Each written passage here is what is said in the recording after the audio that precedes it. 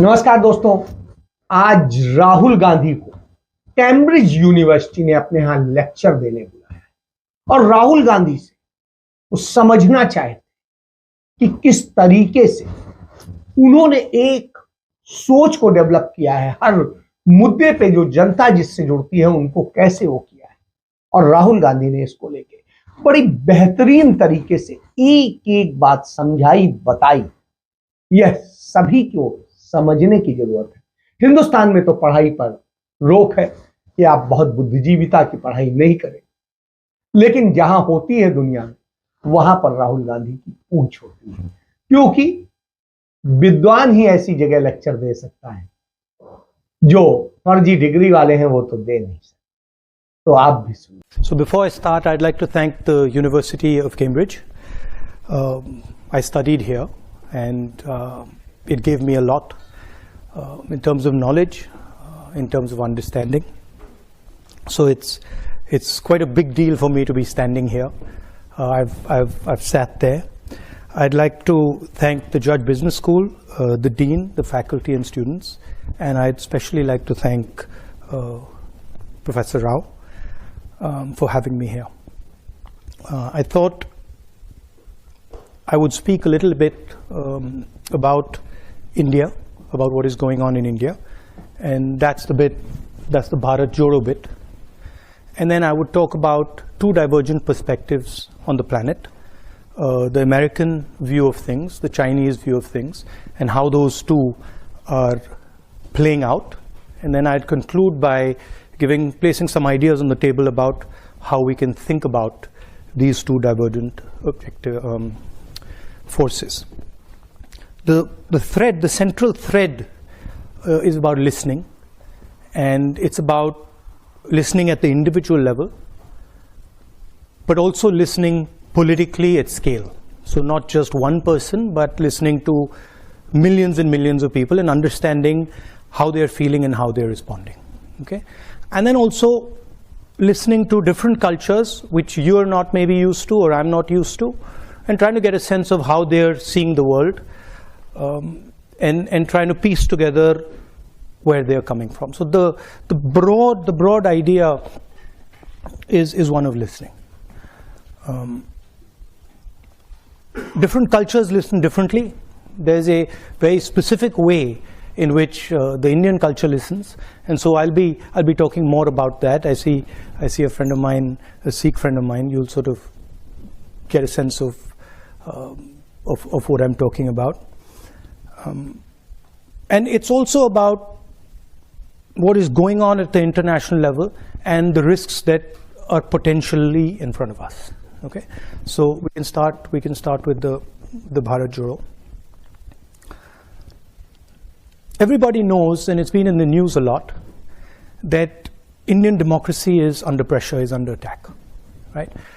I'm an opposition leader in India, and we are navigating that space. What's happening? The institutional framework, which is required for a democracy, parliament, a free press, the judiciary, just the idea of mobilization, just the idea of moving around, these are all getting constrained. So we are facing an attack on the basic structure of Indian democracy. In the Constitution, India is described as a union of states, and that union requires a negotiation, requires a conversation. So it's slightly different than other countries. You can think about it much more at the scale of Europe, right? Multiple different states, much bigger than Europe, requiring a conversation and a negotiation to actually move forward. And it's that negotiation that is actually coming under attack and under threat, right? Here you can see that picture. That picture is taken in front of Parliament House, and that's where a whole bunch of opposition members of Parliament were just standing there talking about certain issues, and we were just locked up and put in jail. And that's happened 3 or 4 times, right? And it's happened relatively violently. That's just an example. And you've also heard of the attack on minorities, the attack on the press.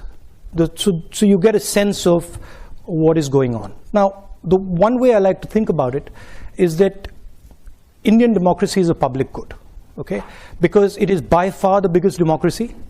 At least 50% of people who live in a democratic space live in India. And so preserving and defending Indian democracy is more than just about India.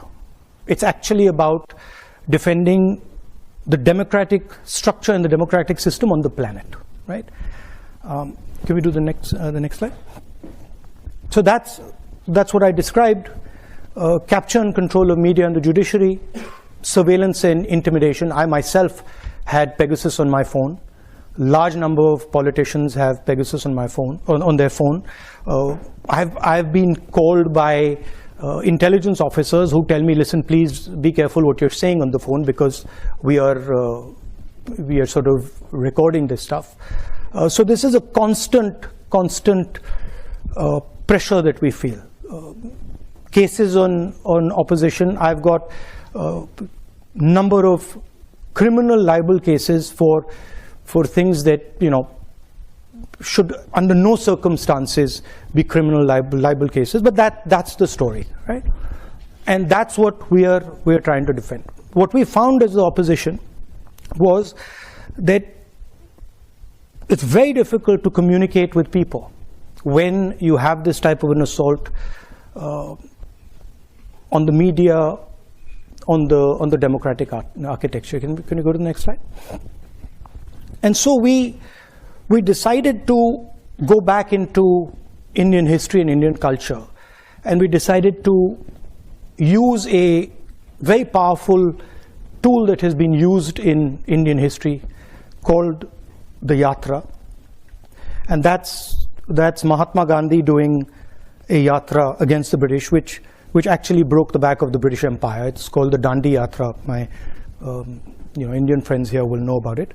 And it was a Yatra that raised the issue of a salt tax. It was about 450 kilometers. The idea of a Yatra, it's not just a journey, right?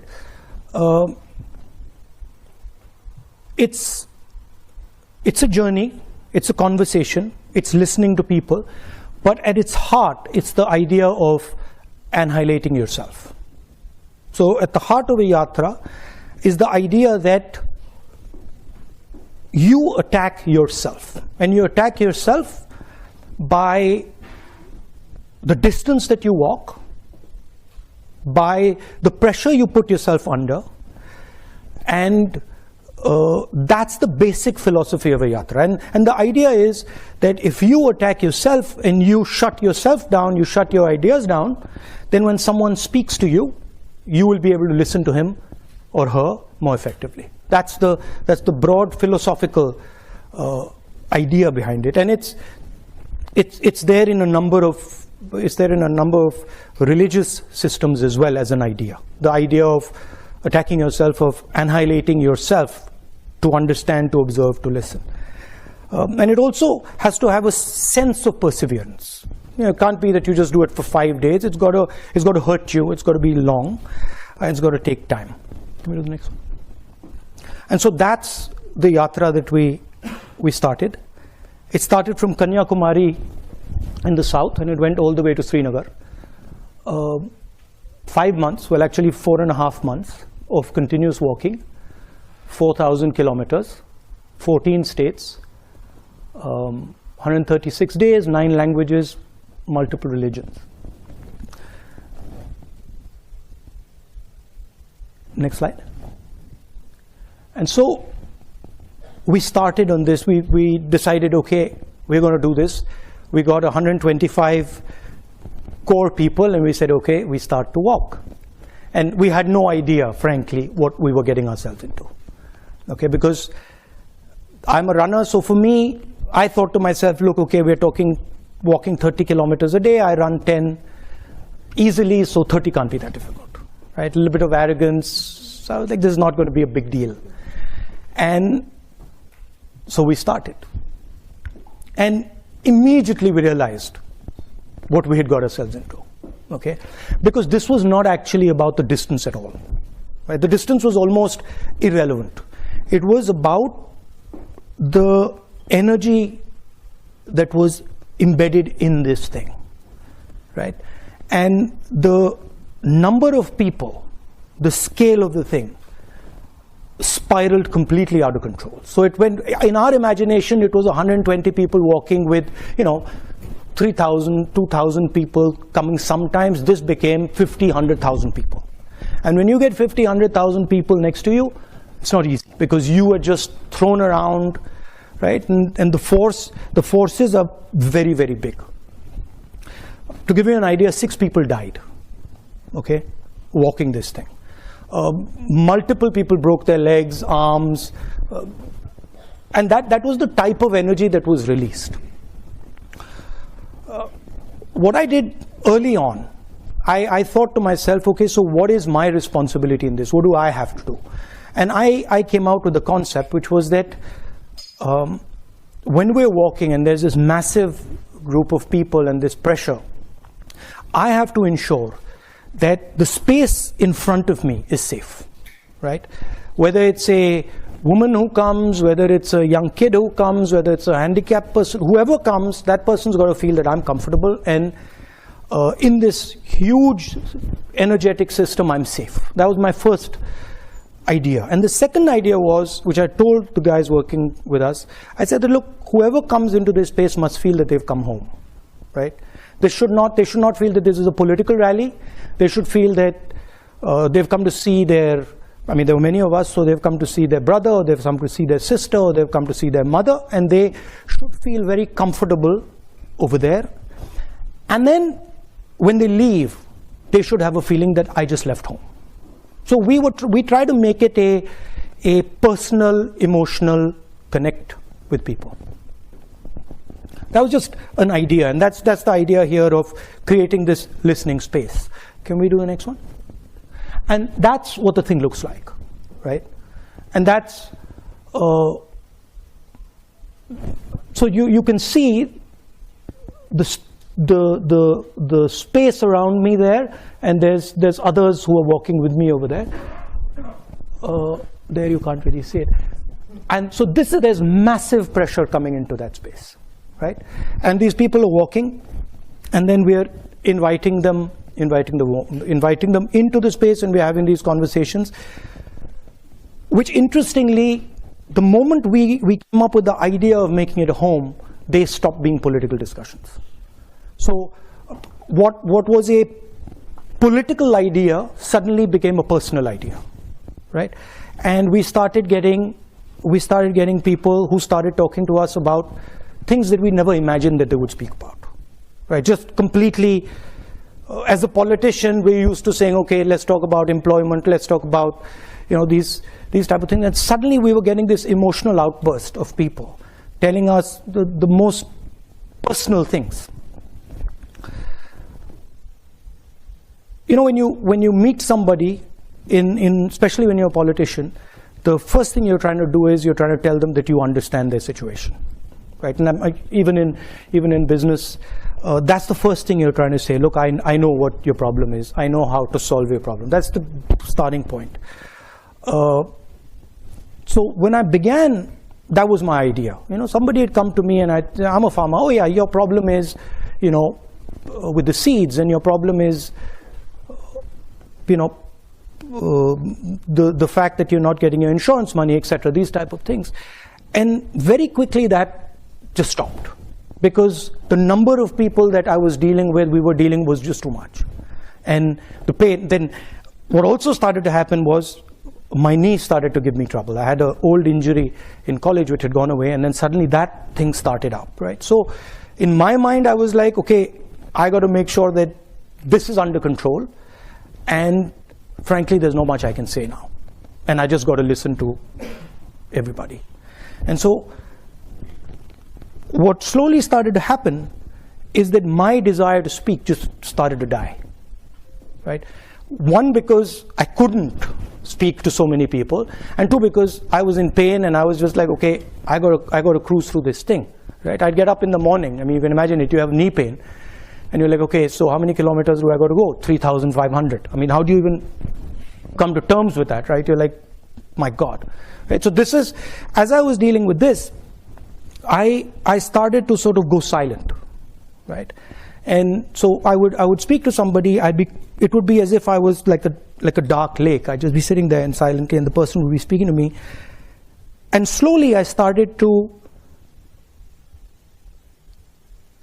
feel many things that I could not feel before, right? So for example, a farmer would come, he'd grab my hand, and immediately when I grabbed his hand, I could tell the suffering that he's been through, the pain that he's been through, the difficulty he's been through. So you started to hear, not just with your ears, you start to hear with your hands, you start to hear, listen with your eyes, you started to look, you're walking with somebody and you can see that he's struggling. So you start to get a sense of what this person is and where he's coming from. Very, very deep sense of that. I'll give you the most shocking example of this, and I said that these discussions started becoming very personal. So we're walking, and suddenly these two, and how you can hear in an individual, right, the voice of millions of people, right? That's what, as a politician, I think about.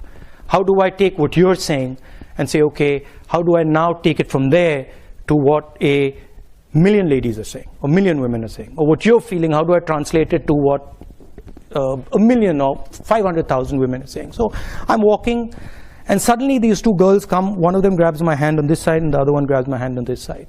And when they grab my hand, I feel something I've never felt before, right, in their hand. I'm like, this is strange. The way they're holding my hand, there's something strange in it, right? It's like, almost like a desperate way of holding my hand. So I look at the girl and I say, tell me, what's happened? How are you doing? And she looks at me and she says, well, my sister and me, that's the sister, were gang raped by 5 guys. So this is not a personal conversation that you have with somebody you've just met. So I'm like, look, let's call the cops, right? That's my first reaction. I'm like, that's the real problem, let's call the cops. And they're like, no, please don't call the cops. You can't call the cops. So why can't I call the cops? And they're like, well, if you call the cops, we'll be shamed. And then the girl says, and I'll never be able to get married. So I'm saying, what do you want me to do? They're like, don't call the cops. So I was like, okay, so but then what do I do? If I don't call the cops, how do I help you? They're like, no, we just wanted our brother to know what has happened to us. And I said, yeah, you've told your brother what's happened to you, but now what do I do? And there's nothing you can do. And then they walked away, right? So now you extrapolate that, and you can see thousands of women who have faced something like that, and you can see the pain that is there hidden. You can see the difficulty that they're dealing with. The other thing they said, the other thing I thought when they walked away, I was like, my God, so these girls have dealt with this, and now they're going to deal with it for the rest of their life, and they're never going to tell anybody. Right? And I thought, that's crazy. But that's it. Right? So these are the type of things that started to happen. And they started to change, as a politician, the way I look at people and the way I think about people and the way I react to people, right? Almost like a silence in me that is just, okay, say what you have to say and I'm quiet. And there's nothing I'm going to say. And tell me everything you have to say, right? And then once you've told me, I'm not telling anybody, right? Which is trust. So that's what this yatra started to do, and it started to happen with kids. I'm walking I'm walking, and just to give you a flavor of India, I'm walking, and there are these little beggars who come, little kids, and they come and they hug me and stuff. So I'm fooling around with them, and another man comes and says, "Don't do that." So, don't do what? He's like, don't touch them. I said, why? He says they're dirty. So I said, no, you and me are dirtier than them, right? So you can see then these ideas that are floating around that suddenly you never heard them before. You never heard, or you didn't get the granularity of it anyway. And then, can we go to the next? Yeah, so that's a Sikh mechanic. You can see his hand there. And this is a girl whose house has been broken, whose house I think has been smashed. Anyway, next. Now this is where the thing gets really interesting. So we are going through all the states, and Kashmir is a state which is insurgency prone, right? There's a lot of violence. There's been quite a lot of violence for many years. In fact, that picture there is me putting flowers on the spot where almost 40 soldiers were killed by a car bomb some years back. So we arrive in Kashmir, and Kashmir is this so-called violent place. And as I'm entering Kashmir, the security guys come to me and say, listen, we need to talk to you. So what do you need to say? And they say, well, look, the thing is, you can't walk in Kashmir, right? It's not a good idea. We're walking 3 days, and we're walking 3 days in the roughest districts. So you can't walk in Kashmir. It's a bad idea. So I'm like, why can't I walk in Kashmir? And they're like, well, because you'll get hand grenades thrown on you. So now I'm responsible for 120 people I'm walking with, right? So I'm like, look, let me go and have a little word with them. And so I go and have a little word with them and say, look, they're telling us they're going to get hand grenades thrown at us. And they're like, okay. And I was like, frankly, I want to walk. I mean, if we get hand grenades, we get hand grenades. So they're like, yeah, we should all walk. And so we decided we're going to walk. And we start to walk. And suddenly what starts to happen is these Indian flags start coming everywhere, right? Everywhere, they just start coming out, right? The first day we're told about 2,000 people are going to show up, and 40,000 people show up, right? And that thing over there, where I'm sitting on that jeep, is because the police and security system just been overloaded, and it's collapsed, right? Because they can't manage the crowd. And if you look carefully, you'll see the panic on the security people's faces. Anyway, they pull us out of that and say, this just doesn't work. We can't go through this in this manner. And then the next day they set it up properly, and then we go through. That's us entering Kashmir where the mountains are. That's on the first day. And then the really interesting thing happens. So we've been told we're going to be killed. We're walking, and people are coming, and then one guy looks at me and he says, call me. So I'm like, come. And the security people have said, listen, please don't do this. Please don't call people. Like, we walk here, don't call people, because this is putting everybody at risk. So the guy says, call me. I say, come. So he comes, starts walking next to me. And he says, Mr. Gandhi, you've come here to listen to us. So I'm like, yes. So he's like, that's interesting. He's like, you really come here to listen to us? And I'm like, yes. So he's like, good. And then he says, you see those guys over there? And we're walking. And he says, you see those guys over there? And I'm like, yes, who? He's like, those boys over there. And I'm like, yeah. He's like, the militants, right? Now, militants should normally kill me. In that environment, militants should kill me. And he says, they're there, and they're looking at you. So I look at them, and they give me this sort of, I'm serious, they give me this sort of look. And I'm like, okay, I'm now in trouble, right? Because this guy's just told me this. They give me this look, and I give them this look back, and then we carry on, nothing happens, right? And why I'm telling you this is because they actually couldn't do anything. They actually didn't have the power to do anything, even if they wanted to. Because I had come into that environment listening. And I had come into that environment completely with no violence in me at all. And the vast number of people there were seeing that, right? So that to me was an indicator of the power of listening and nonviolence. Now, what did we hear in India? The main thing, we heard that, and this you don't hear in the media. In the media, you have a completely different discourse going on. You have Bollywood, you have cricket, you have all sorts of other stuff. What we heard in India is, the main thing we heard is unemployment. That India is simply not producing the jobs its youngsters need, period, the end. And that's everybody, all the young people, okay?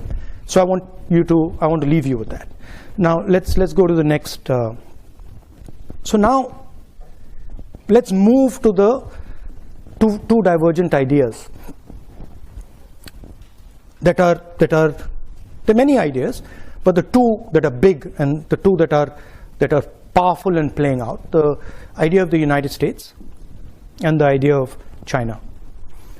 And we know that the United States is the dominant superpower, global superpower, and it's had a record since the 1940s of enabling large amount of prosperity and growth, okay?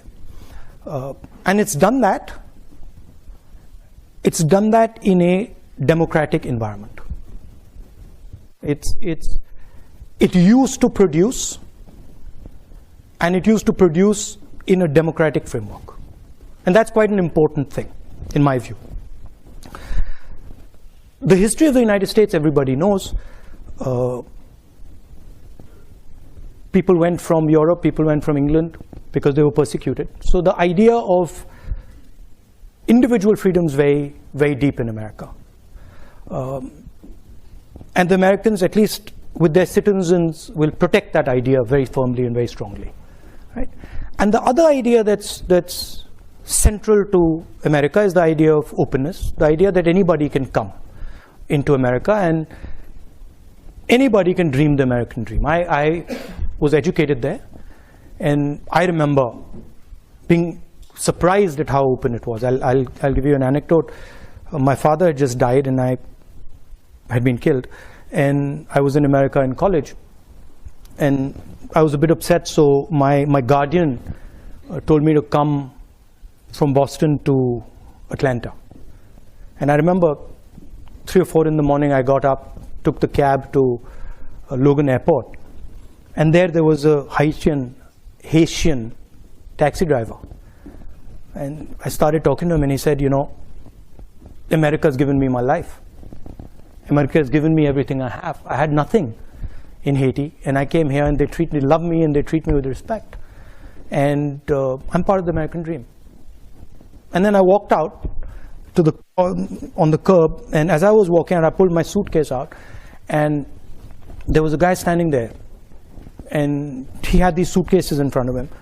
So he said, "Which airline are you flying?" And I was a bit suspicious. I was like, why is this stranger asking me which airline am I flying? And anyway, I hesitated, and I told him, and he said, "Oh, you can do curbside check-in." And I'm like, "What's that?" And he's like, "Well, you can just leave your bags here." Now, for me, this was just like a mind-blowing idea, right?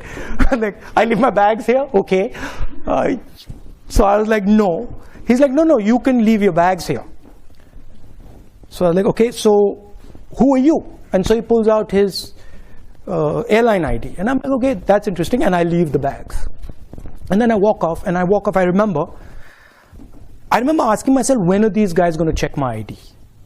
Right? I had a passport and my college ID. And when are they going to check my ID? And they didn't check my ID. They didn't check my ID right into the plane. This was pre-9/11. So maybe a lot of you guys don't remember this, but haven't felt this. But I was like, what's going on, right? And why are these guys not checking this ID in my own country? They check my ID, right? They'll ask me for the passport immediately, and here they're not. What is going on? And I remember sitting on the plane saying, my God, this is an amazing place. I've come here a few months ago, and they've let me through the airport. They've not checked me, and they trust me. They believe in me, right? And to me, those two ideas are the core of the idea of America. They will make you feel comfortable, and they will protect you. Okay, in America. In America, not outside America often. Okay, outside America they can do bad things to you sometimes, but in America they will protect you. Okay, and to me that's the central idea of the United States, and it's a very powerful idea, and it's been successful, and it's basically built a superpower. It's built an engine that has allowed people to come in, huge amount of innovation, huge amount of technological advancement, many positive spillovers. But now there's a problem, and in my view there's two problems. One problem is that post 9/11, that idea that anybody could just walk into America has been challenged, questioned. It's been questioned directly by bin Laden, by putting planes into the World Trade Center, by generating huge amount of anger and fear, and that has had a result. The Americans are absolutely correctly, they're concerned about people who come in, about what they might do, and you can see that with the whole Homeland Security, the X-ray machines at the airport, all that going on. That's basically the idea that you can't just come into America like you used to. Okay, so that's one big change that's taken place. And the second really big change that's taken place is that what used to be the strength of the United States, the idea of production in America, the idea of manufacturing in America, has simply left. It's just gone away from America, it's gone somewhere else. Where's it gone? Can you give me the next slide? Where's it gone? It's gone here, right? And it's gone to the aspiring global superpower, which today dominates production. Okay? Now, I've read quite a lot about the Chinese. I've studied them. I've spoken to senior leaders. I've spoken to people who think about China. I'm not an expert, but I have a decent understanding. Okay? So bear that in mind. Now, the way the Americans value individual liberty, the Chinese value harmony. They are not, individual liberty is not central to their idea. Okay, their idea is much more about the society being in harmony, because they've had massive tremors, right? They've had huge amounts of pain, they've had revolution, they've had civil war, they've had the Cultural Revolution. So what they don't want is that things go out of control, that things spiral out of control and disorder comes, which is legitimate. For them it's as legitimate as individual liberty is for the United States, right? For them. One conversation that I had really struck me about China, and it's shaped how I think about it. Okay, and the conversation was with a senior gentleman of the Communist Party, and I asked him, I said, tell me, what is China? Right? I said, is China a country? He says yes. I said, okay, is China a nation? And he said yes. I said, no, but give me a Chinese explanation of what you are. And so he says, look, Mr. Gandhi, I'll explain it to you. He says the Yellow River comes down from the Himalayas. It flows down. And it has unlimited power. It has unlimited energy in it. He says, if Chinese civilization orders itself and organizes itself effectively, which it does on the coast, mostly, it can harness the power of the Yellow River. And when it harnesses the power of the Yellow River effectively, China rises. He says sometimes what happens is the Yellow River comes with all its energy, and China cannot organize itself to harness its energy. And then there is disorder in China. And the energy havoc and then flows into the sea and is wasted. And I thought this was a completely different way of thinking about a country than anything I had heard from any Western politician. I had never heard anything of this type, right? If you ask American politicians what is America, it's land of the free, right? They don't start talking to you about the Mississippi River and that stuff. I never heard it. Maybe they do. Okay, but so China looks at energy. China looks at flow. China looks at processes, right? And China tries to shape them. Now, if you use that metaphor, you can see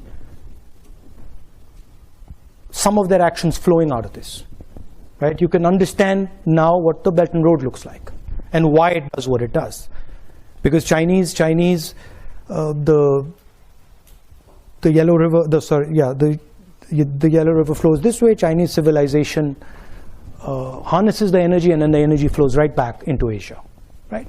You can understand what the Three Gorges Dam is, right?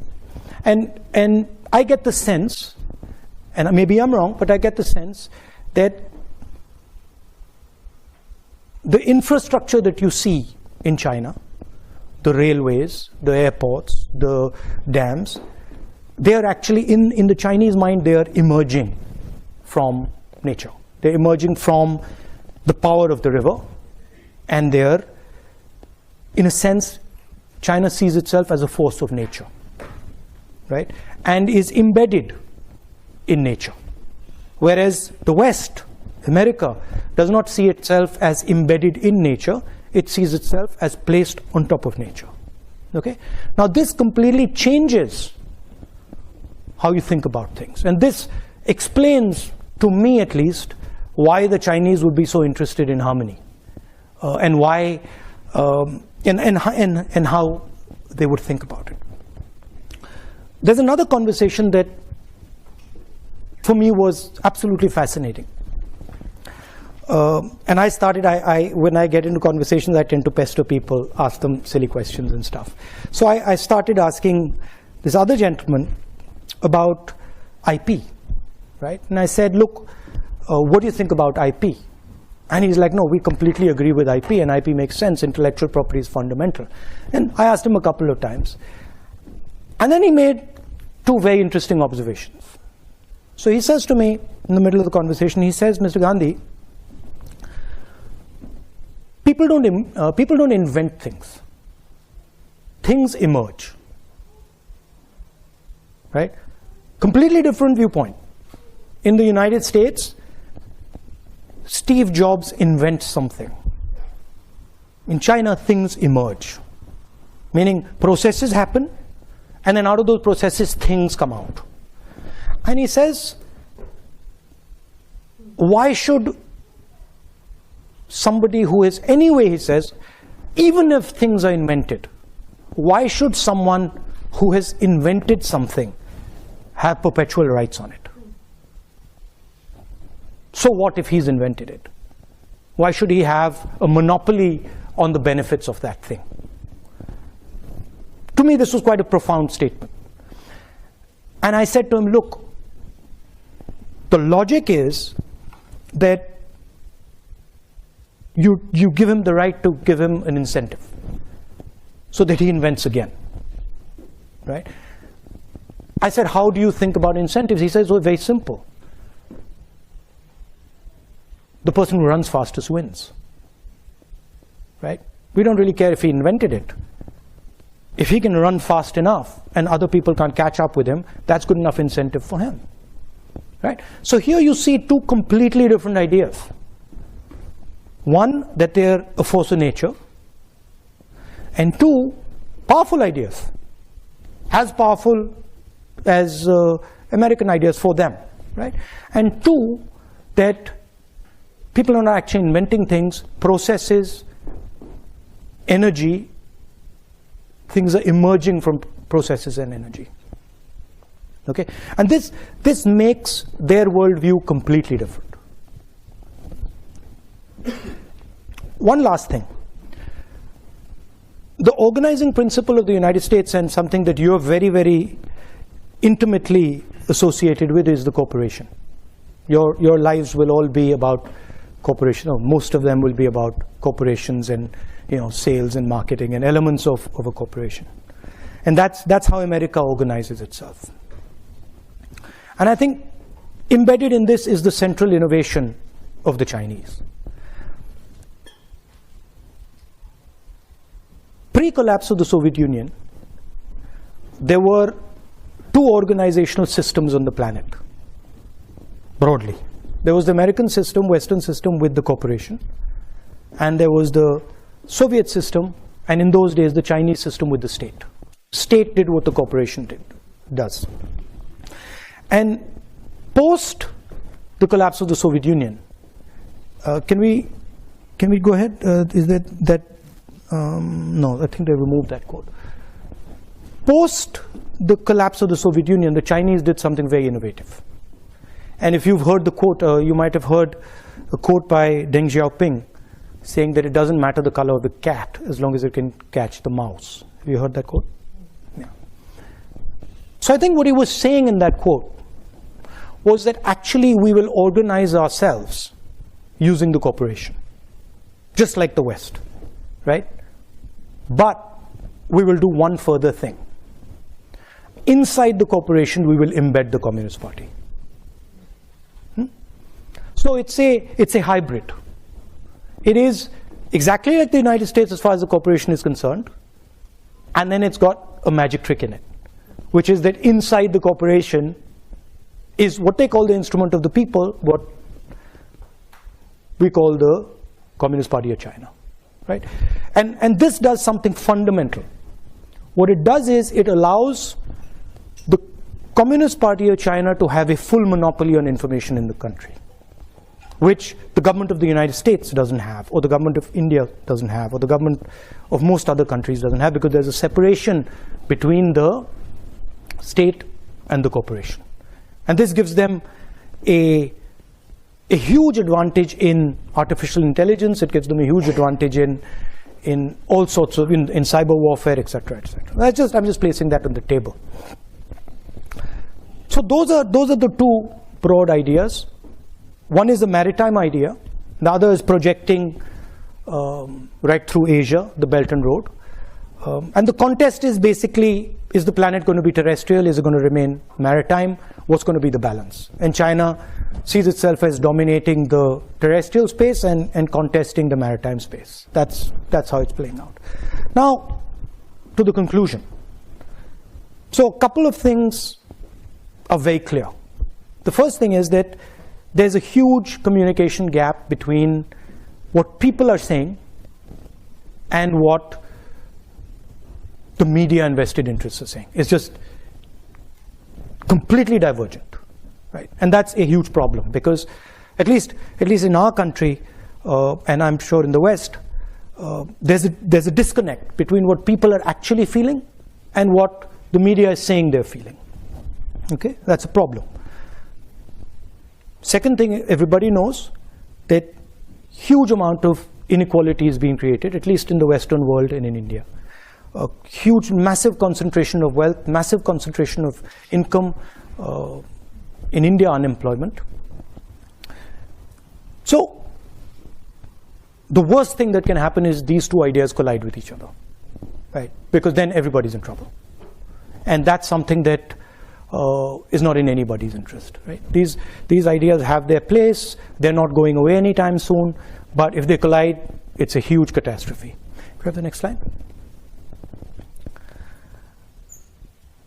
So there are two things that to me are quite obvious. Number one, that with the technological advances that are taking place, with the communication system, the fact that the world is getting hyperconnected, the planet is basically becoming like an organism, like a connected organism with a nervous system, right? And that means things will move very, very fast. I mean, I don't want to use a bad analogy, but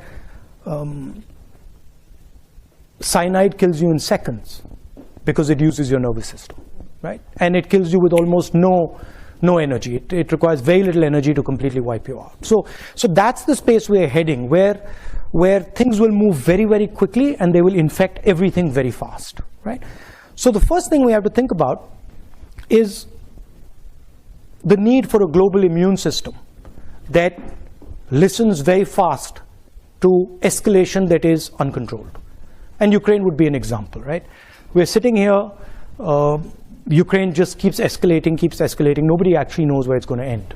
So those, in a hyper-connected world, that's a very dangerous thing. And you need institutions and you need thinking that says, okay, these are the type of things that we tamp down immediately. So that's one idea. And the second idea, which I think is fundamental and goes back to the point I raised about India being a public good and being the biggest democracy in the world. We simply cannot afford a planet that doesn't produce under democratic conditions. Okay? Because if democracies do not start producing again, right, they will not survive. Because the tensions that will arise inside the democracy, the inequality that will arise, the anger that will arise will just collapse the democracy. So what is required is new thinking about how you start to produce in a democratic environment, which is completely different than production in a coercive environment. In a coercive environment, what you're basically doing is a factory, a production unit has a huge amount of socio-political energy inside it. And what you're doing is you're forcing it closed inside the structure. You can't do that in a democracy. So that conversation between labor and capital has to happen, has to be a negotiation, right? And I think that's where a lot of the thinking has to happen. How do we start to produce again in a democratic environment, and how do we manage the negotiation between the structures in the factory so that they can happen in a democratic structure? Otherwise, in my view, democracies are in trouble, in big trouble, right? And that the good news there is, of course, technology will help you, decentralization will help you, decentralization of power will help you. So I think things can be done now that couldn't have been done 10, 20, 30 years ago in terms of technology, in terms of decentralized manufacturing, in terms of the structures that you need for that negotiation. But I think that's where a lot of the conversation has to happen. And finally, for me as a politician, the idea of listening, observing, and doing it persistently, quietly is very powerful. And I think these ideas, divergent ideas, they need to also spend some time listening to each other. One mustn't say that, oh, this is wrong and that is right. Everybody has his own way of doing things. But I think one must give space to the other and say, okay, what is that other person doing? And that requires a little bit of the idea that I mentioned at the beginning, this idea of annihilating the self, right? I'm going to keep quiet. I'm going to curb my desires. I'm going to curb my imagination, and I'm going to listen to the person in front of me with compassion, with affection, and see what he's trying to say, and listen deeply to what he's trying to say. I think that would be very, very good for the planet. Thank you.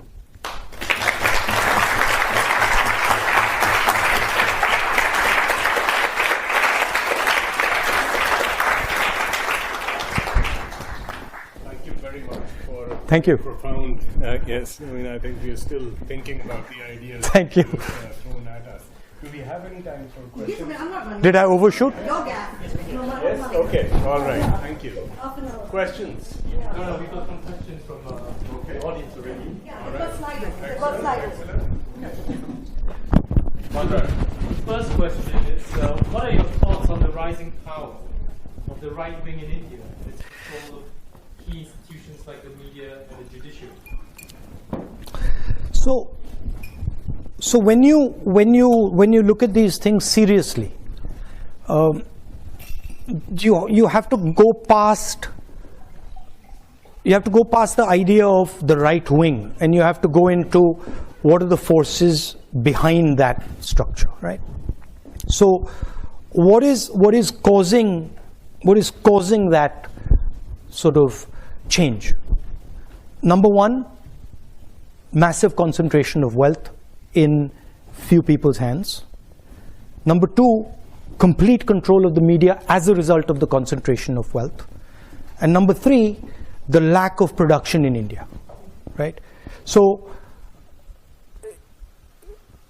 if you have people working in factories, right, they can organize themselves politically. And if you can organize yourself politically, you can get a counterforce to right-wing mobilization.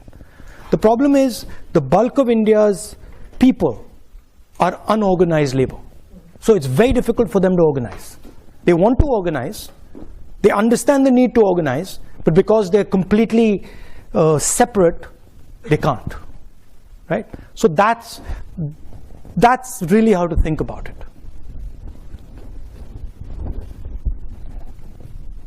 The next question is from Rahul. How will you heal what is a highly divisive and polarized India? What would you say to the voters of the opposing party to help bridge differences? Opposing party, you mean the people in power? I mean, I can say a lot, they don't listen. I can keep saying it, they don't listen. So, I think, can you show me that picture of the large crowd there? Not that one. That's a different type of crowd. That's a different type of crowd.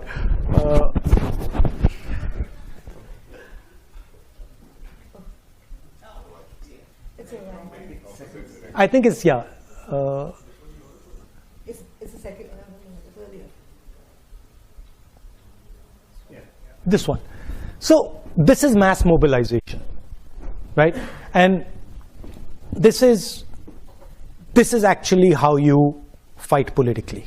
Now, in a world where the media doesn't work, the way you fight is by mobilizing large numbers of people. It's difficult, it's tedious, it takes time, but that's the only way. You have to go through the street, right? And there's a lot that can be done using that system, right? I'm in fact surprised that it's not used more in other countries. I wonder about it, right? Because it's actually quite a simple thing to walk across India. It's not a complicated thing, right? And it's a very, very powerful thing. And it's about allowing people to express themselves, right? How do you heal? I think this is healing. I think this really heals, because when somebody comes out and says, look, I had the opportunity to say what's in my heart. By the way, I had BJP guys coming here. I had BJP people coming up to me and saying what you're doing is good. What you're doing is good for the country, right? Large numbers of them, right? Because even they understand, at least the sensible one understand the risks that they're sort of pushing. Because in a hyper-connected world, you sort of create too much polarization, you get a massive backlash, and it can be very bad. The next question is, can you tell a few good policies implemented by Narendra Modi that you think are good for India in the long run? This is quite a popular question. No, see, the problem is that if you fundamentally disagree with the foundation of something, right? I mean, I could think about it and say, yeah, okay, maybe that policy that he's done is not a bad policy, right? Maybe giving ladies gas cylinders or giving people bank accounts is not a bad thing, it's a good thing. But that sort of misses the point, right? Because in my view, Narendra Modi is destroying the architecture of India. So I'm not too bothered about 2 or 3 good policies that he's doing if he's blowing my country to smithereens or our country to smithereens, right? And I think that's what he's doing. I think he is imposing an idea on India that India cannot absorb, right? India, as I said, is a union of states. It's a negotiation. And if you try to force one idea on a union, it'll react, right? I mean, I've got a Sikh gentleman sitting here, right? He's from the Sikh religion. You come from India? He comes from India, right? We've got Muslims in India. We've got Christians in India. We've got different languages in India, right? They're all India. Mr. Narendra Modi says he's not. Mr. Narendra Modi says he's a second-class citizen in India. Right? I don't agree with him. Now, if your disagreement is so fundamental, then really talking about three policies that you agree with, I think misses the point.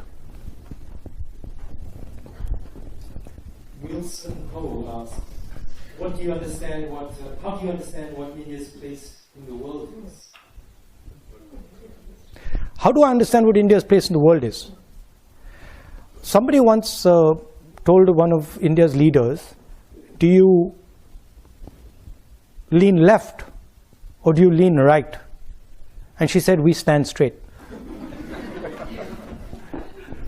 Right? So India's place in the world is when India is successfully expressing herself. Right? Not himself, herself. Because I believe that India has a feminine essence, a feminine quality. And so when India is expressing herself freely, and all the people of India expressing themselves freely, then naturally what India does is correct. Dr. Moa asks, how do you reconcile the burden and responsibility of being part of such a famous political family, making your work connected but still retain a sense of self? No, I come from a philosophy in India that aims at destroying the self. So that's just the political philosophy I come from. I mean, that's a sort of more nuanced point and a sort of nuanced question. I fight for an idea, right? And I'm not too bothered about where I come from, who I am, who my father is, grandmother. I don't care. I think that there are certain ideas that need defending, and I defend them. And I try to think deeply about what is happening. I try to be compassionate. I try to understand other people's perspectives. But then I defend the ideas I believe in. Siddharth asks, India has always experienced brain drain and lost great talent to the West. How does it provide opportunities for corporates, business, etc.? I think that in the 21st century, the idea of brain drain is outdated. Because would Bangalore have happened if brain drain didn't happen? I don't think so. Because the people who created Bangalore first left India and went to America, and then went back to Bangalore. So the question is not about brain drain. The question is, are you able to create the conditions in India that brings people back? Are you? And this is something I think the Americans used to do very, very well, right? People don't just go to America because it's a nice place. People go to America because it allows you to fulfill used to allow you to fulfill your dreams, included you, embraced you. So those are the type of values that make people go to places. And if India does that, and if India is open to people and is easy to work in, people go back. I mean, I do believe that it's very important that Indians go out and learn about the rest of the world. I think it would be a disaster if India suddenly said, look, we don't want to go out at all, and we don't want to learn anything, we just want to learn back home. I think it would be a disaster. So I think the idea, I mean, what you're doing is a very powerful thing. You're going to see a different culture, you're meeting other people who have completely different ideas, and then you take some of these home. So I think that's a good thing. I think this is the last question. So Hamanbir asks, Hamanbir comes from Punjab, which is facing rapidly dropping groundwater levels and high unemployment. What's your vision on tackling these issues? On groundwater? Groundwater. I mean, that takes us back to the idea of production in a democratic environment, right? And production in a democratic environment is much more complex than production in a coercive environment. Because essentially in the coercive environment, you're not allowing the negotiation. You're shutting the negotiation down, right? I mean, with all due respect, the PLA takes care of the negotiation in China, right? Of the social pressure of the factory. The social pressure of the factory is taken care of by the PLA. Now, if you have such a force that takes care of the production negotiation, that force is going to control your government, right? So if any country decides that, look, what we're going to do is we're going to coercively control manufacturing, well, it won't be a democracy. Because the people who will coercively control it will take over the country, right? So production in a democratic environment is difficult. It's not easy. It's been done. The Germans do it very well. Other countries, the Koreans do it, the Japanese used to do it, America used to do it very well, right? But it needs a new imagination. It needs, you get many benefits from democracy that you don't get from coercive sort of manufacturing, right? Now, can we construct a system where you can actually manage that negotiation effectively and have large-scale production, maybe decentralized, in the democratic world? I think you can do it.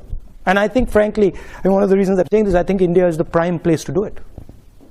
It is the best place on the planet to attempt it. There are many different models possible in India. There are 30 different states. I think it can be done there successfully. Punjab, the water problem is an agricultural problem, and it's because of essentially too much wheat and rice being grown there. So you have to change the agricultural cropping pattern, which is very complicated because it's sort of linked to something called the MSP, which is a technical thing, and we don't want to go there. I'm afraid that is all we have time for. But there is a reception where you can come and say hello to. But thank you very much. Thank you. It was an absolute dream to listen to you. Thank you. Very much. Thank you.